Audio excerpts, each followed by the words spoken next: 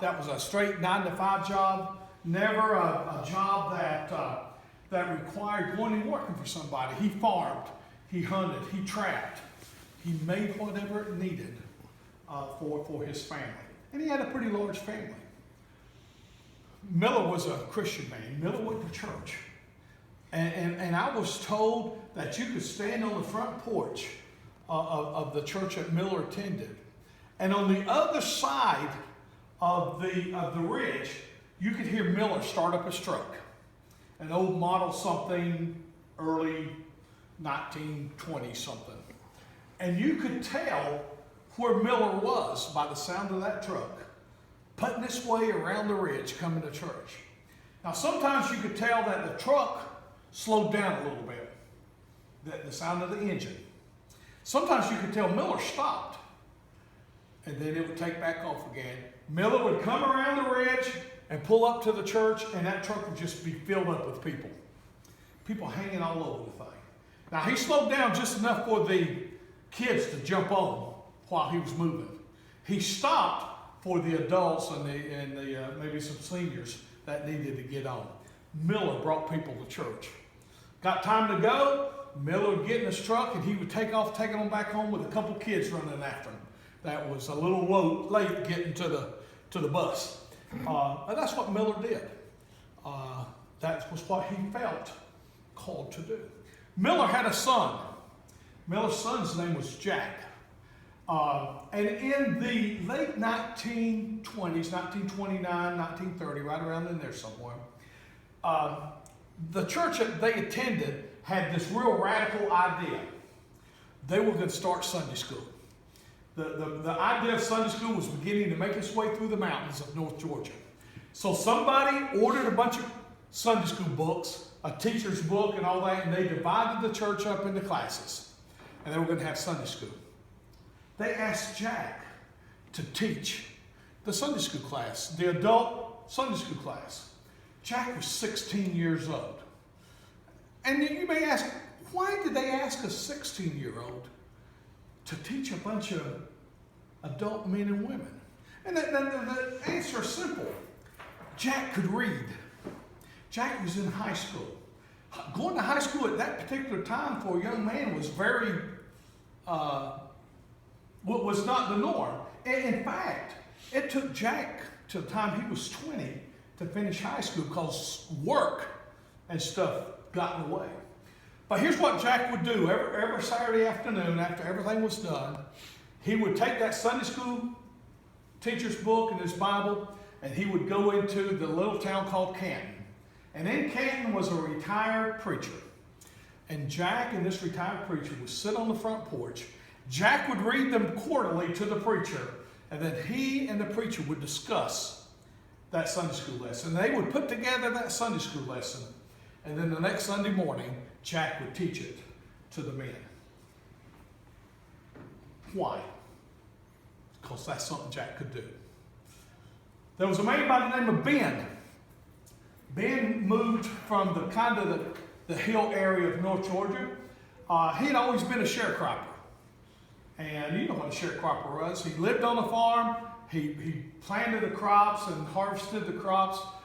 A portion of the crops went to the landowner. He got a portion of the crop for his work. And that's what Ben did. Ben finally put together enough money to buy a farm. And the farm was down in the suburbs of the metro area of Atlanta. Now we're talking about years ago. It was not Atlanta like we know Atlanta today. He bought 100 acres, moved his family to this community.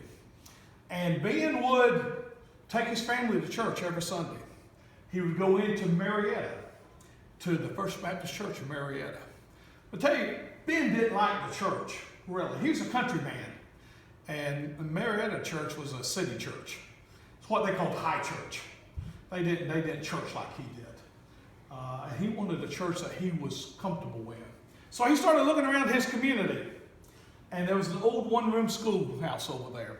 And he decided, along with talking to some other neighbors, we're going to take that old abandoned school and we're going to start a church. And that's what they did. Got all the neighbors and they started coming. Well, Ben would take his car And he would start driving around, picking everybody up. Make 2 or 3 trips back and forth to that church, picking up people, taking them to church. The last time by, he would blow the horn as he drove by his house. And that was to tell his family, next time through, I'm stopping for you. And he would stop and pick them up and bring them to church. Just something that Ben could do. He wanted a church in his community. He did what he needed to do to start that church. Not long about that time, Jack and his family, his wife, moved to that community. And Jack joined that church. Jack had a son and a daughter. Ben had 3 sons and a daughter. One of Ben's sons met the daughter of Jack. And they began to like each other. And it just went on to where they got married. And became a family themselves in the church that was started there. One fall, they had a World's Missions Conference. You remember, you know what those are. Missionaries come in, they tell you about their ministry and all that. And we had one not too long ago in our association. In that World's Missions Conference, they heard the story about what God was doing. And they began to feel impressed that God was calling them to do something. And in fact, at one time, the wife said to the husband, "Do you ever get a point where you feel out of place in your own church?" And the husband says, "Yes." And she says, I think that's where we're at. And they began to talk about it, and they contacted North American Mission Board, way back when it was called the Home Mission Board, about what they were feeling. Home Mission Board assigned them to Ironton, Ohio, as a Christian Service Corps missionary. Now, y'all know by now I'm talking about my mom and dad that moved to Ohio. Now, if I had a way to throw back the curtains of heaven, and I was able to talk to Miller, my great-grandfather. He was known as Dad Lusk. Died just a little bit before I was born. But if I was able to talk to Dad Lusk, and I said, "Dad Lusk, why did you do what you do? Why'd you pick up all them people?" He'd simply say, "It's something that needed to be done. And it's something that I could do. So why shouldn't I do what I could do?" If we would have asked Jack, my grandfather, we called him Jack Paul. "Hey, Jack Paul, why'd you do that? Why does a 16-year-old did you teach an adult Sunday school class?" And he would tell you, "It's something I could do. I may have been the only one in that church I could have done that because I was able to read. It's just something I could do. Why shouldn't I do it?" Granddad died at 91 years old, and up until about a year or so before he died, maybe a little bit longer, he taught Sunday school class. That was his thing. He loved to teach Sunday school. Ben, we called him Ben Paul.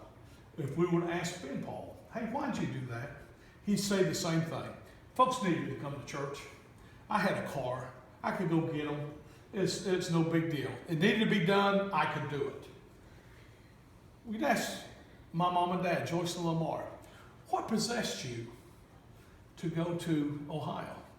And they would say, "We heard God's calling. We heard God say, I got somewhere for y'all to be."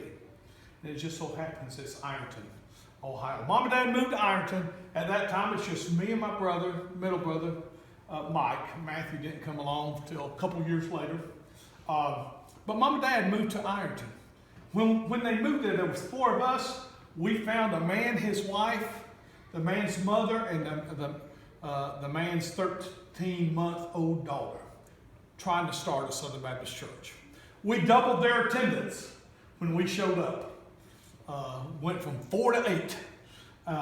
And Dad and Mom and Danny and Judy Tackett and Maul Tackett began working to start this church. Dad got a job. He was a carpenter. Moved his card up to the local in Huntington. Began working. He'd work all day, come home and have dinner. Him and Danny would begin visiting the neighborhood and start inviting people to come in. You know now that church is the Sharon Baptist Church in Ironton. And in that start, Mom and Dad used us boys to do things. I led the singing. Mom and Dad gave me piano lessons so I could use. Mom and Dad always said, put something in your kids' hands that they can use to serve the Lord. Mom and Dad happened to put a piano. And I had, I guess, a knack to be able to play the piano and take lessons. Matthew and Mike are both ministers, both pastors. Dad's a pastor. He placed that in their hands. So they placed something in their hands for us to use. In starting that church, Dad bought a 1970 Dodge Trademan van. Had seats in it. He drove that van all over the city of Ironton and the Pedro area and began picking kids up, bringing them to church. And was able to build that church on these people that he brought in. There was a lady in the church by the name of Rosie. Rosie was not very tall, and she was about as wide as she was tall. She was just a sweet little old lady. She was blind. She could see shapes. She could tell if it was day or night. She really wouldn't, if you walked up to her, she couldn't say, "Hey, Marty," but if I spoke to her, she knew who I was. She's just a funny lady. Dad would pick her up, bring her to church. When I turned 16 years old, I inherited Rosie. Dad says, "You're going to go get Rosie now." And so for a number of years, every Sunday I'd go pick up Rosie, bring her to church. Dad instilled in me that desire to bring people to church, go get people. Now we're going to fast forward a few years. I'm now in Pomeroy.